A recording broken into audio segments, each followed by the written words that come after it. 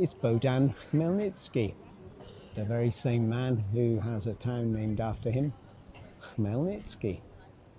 More about him another time.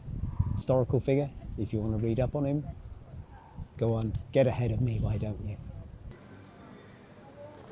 Something that struck me, I thought Sunday was busy, and it was. I expected Monday to be a little less full of tourists. I'm completely wrong.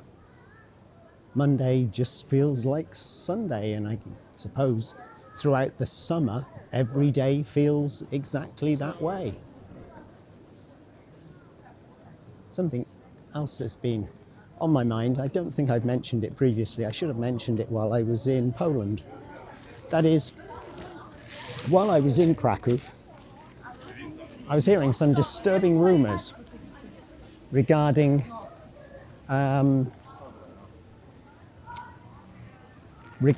museum entrance.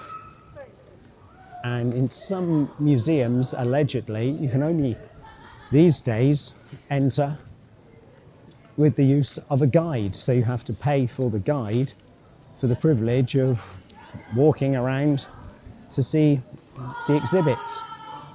I don't like the idea of this because, yes, there was that time when I was in Romania and I had that excellent guide, as the small group gathered could testify to. She was a superb guide, looking around a hunting lodge cum palace in Transylvania.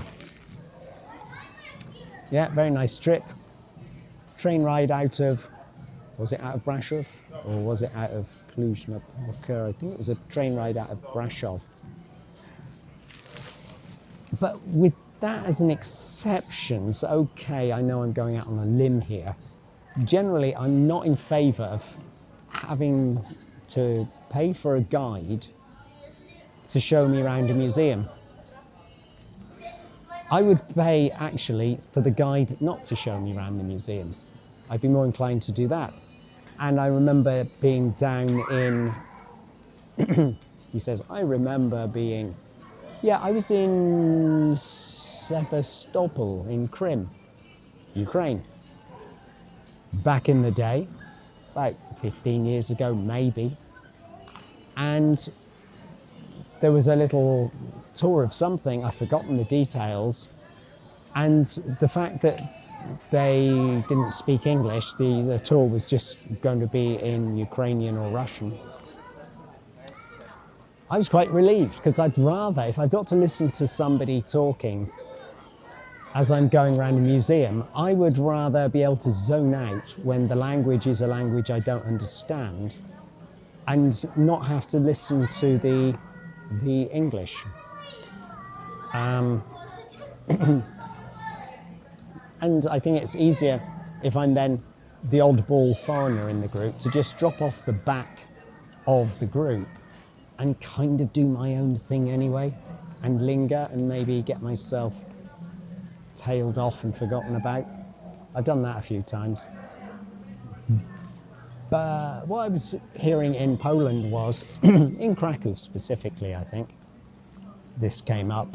You need to check this out. I need to check it out, but I haven't got around to doing it. So I'm just going to put it out there for you to do a bit of background work before you visit Krakow, with the intention of perhaps taking a day trip to Wieliczka, the salt mines. The salt mines in proximity of Wieliczka, the town.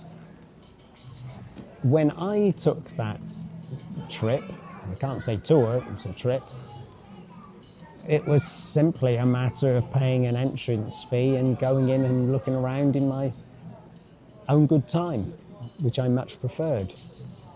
I was hearing some people discussing in the hostel that, oh no, they were both in some sort of, they were in consort, shall we say. They were definitely in agreement that, yeah, not these days, because they didn't know any different. But yeah, if you want to visit Wieliczka salt mines, you have to have a guide. Doesn't that suck?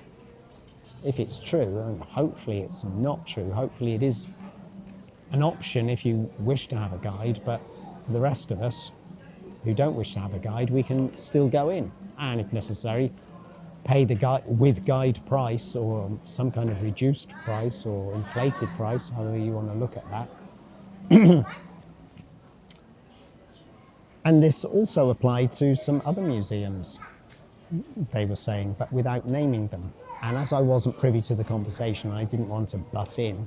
I just was dropping eaves and collecting the pearls of potential wisdom, or it could be potential phooey, about what's hot, what's not, what's trotting, what's stopping, what's going on the backpacker trail of Krakow and the day trips.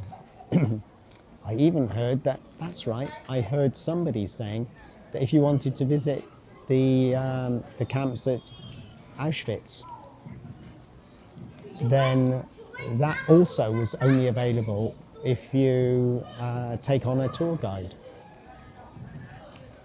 Gosh.